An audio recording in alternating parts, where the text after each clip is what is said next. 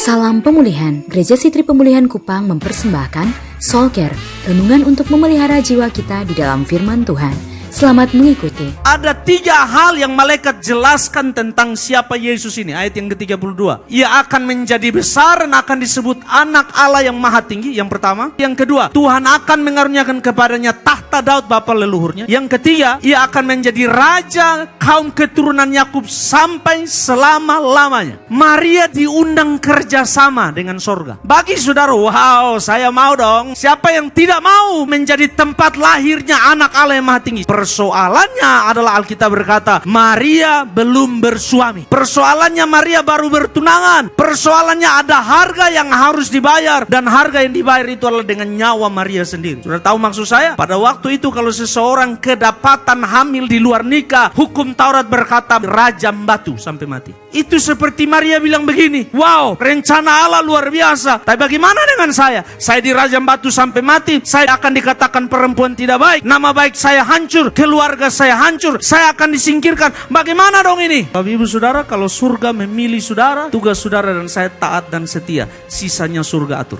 Ada banyak orang yang tidak bisa melangkah padahal dia terima visi dari surga. Ada banyak orang yang tahu ini kebenaran tapi dia tidak bisa melangkah. Dia tahu ini rencana Allah tapi dia tidak bisa melangkah. Karena dia mengurus yang tidak bisa dia urus. Yang itu hanya bisa diurus oleh surga. Maria jelas Bapak ibu saudara. Dia bertanya, saudara lihat ayat yang berikut 34. Kata Maria, bagaimana hal itu mungkin terjadi karena aku belum bersuami? Pertanyaannya bukan secara biologis saya belum bersuami, bukan. Tapi secara adat, secara hukum Taurat, secara etika yang terjadi di masyarakat. Saya dirajam batu sampai mati. Saya mau melayani Tuhan. Tapi untuk yang ini saya tidak siap bayar. Ada banyak orang Kristen sampai di sini saja hidupnya. Ada banyak orang Kristen tidak bisa mengalami terobosan di hidupnya kan dia yang sampai di sini. Beta mau. Wow Tuhan, luar biasa kalau beta jadi begitu berharga. Nanti dulu Tuhan bisa. Aduh di situ sudah. Kenapa? Sebab kadang kita siap memeluk misi surga, tapi kita tidak siap bayar harga yang surga minta. Yang Tuhan minta ketaatan. Masalah apa yang terjadi di sekeliling? Kalau surga sudah datang berarti surga sudah atur sebelumnya. Tidak pernah ada rencana surga itu rencana sembarangan. Ada banyak orang yang dia tahu ini bisnis yang Tuhan mau dia lakukan. Ini karir yang Tuhan mau. Ini terobosan yang Tuhan mau di hidup saudara. Ini arah pelayanan yang Tuhan mau. Ini visi yang Tuhan mau. Tapi engkau lebih menghabiskan waktu seperti Maria. Bagaimana mungkin itu terjadi? Engkau terlalu banyak bertanya tentang hal-hal di sekelilingmu dan engkau tidak dengar apa kata Tuhan bicara kepada engkau.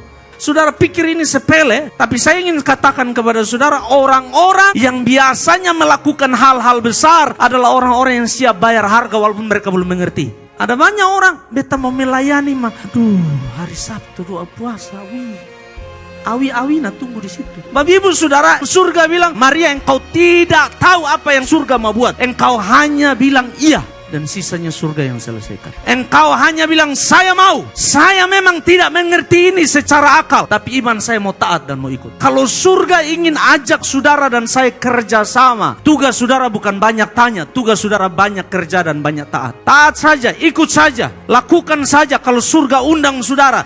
Datang terlibat dalam sesuatu yang besar. Itu tak terduga, tapi dibutuhkan respon yang tak terduga juga. Yaitu taat dan ikut. Demikian renungan dari Gereja Sitri Pemulihan Kupang. Tuhan Yesus memberkati.